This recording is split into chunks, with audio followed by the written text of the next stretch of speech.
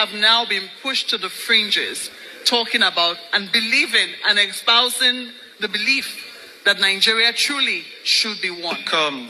We need to begin by resolving a conceptual crisis.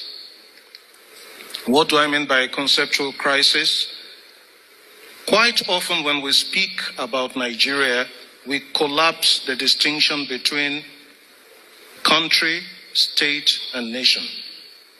We tend to think that the three mean the same. We tend to think the three are synonyms. A country is a territory. From the Latin contra terra, the land that lies ahead of you. A country is a territory. It is not necessarily a nation. A nation is an association of peoples. And I use that word in the plural deliberately because of diversity. A nation is an association of peoples who identify their shared core values. And on the basis of their shared core values, they give themselves a constitution which will now establish institutions that make up the state. What we have in Nigeria and in most African countries is a confusion where we think the nation is the state. The nation is reduced to the state. We have a country quite all right by the fact that we live within a territory, even if that territory is not secure, as we all know. But we don't have a nation. We have institutions that make up the state. We collapse the nation into the state.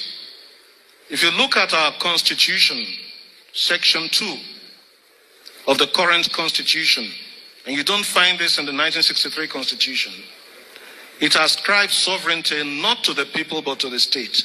That is dangerous. That means the state has the last say on any question. That means the state is more powerful than the citizen. That is a recipe for impunity. Because as we all know, the state is the head of state, or the governor, or whoever represents them. Whatever they say, we all have to comply, whether they're right or wrong. So we don't have a democracy in the true sense of the word. Oh my God.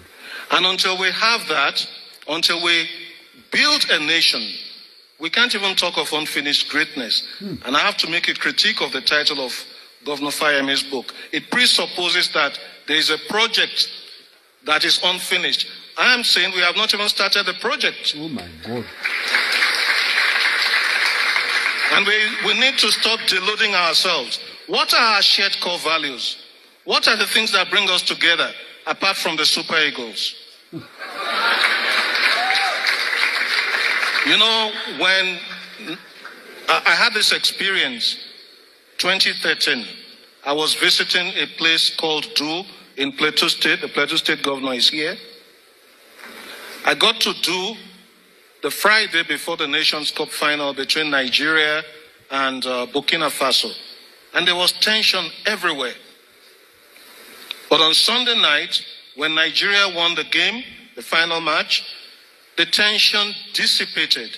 And most people forget the fact that a young man from southeastern Nigeria received the ball from a young man from Pankshin who had to leave Nigeria because his parents were killed. Victor Moses passed the ball to Sondemba. Sondemba scored the goal. And we didn't even ask about the local government of origin of the scorer of the goal. So what are our shared core values? If you ask the Americans, they talk of life, liberty, and the pursuit of happiness. We don't have one. And it is when we begin to identify our shared core values that we begin to build a nation. What we have right now is a state held together at gunpoint. And when the state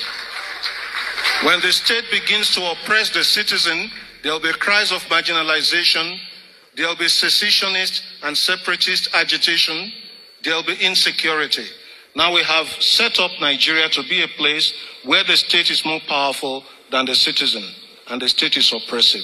We need to retrace our steps. Quite often, Nigerians ask, which is the way forward? And I say, if you are moving in the wrong direction, you shouldn't be going forward. You should make a U-turn. God help us.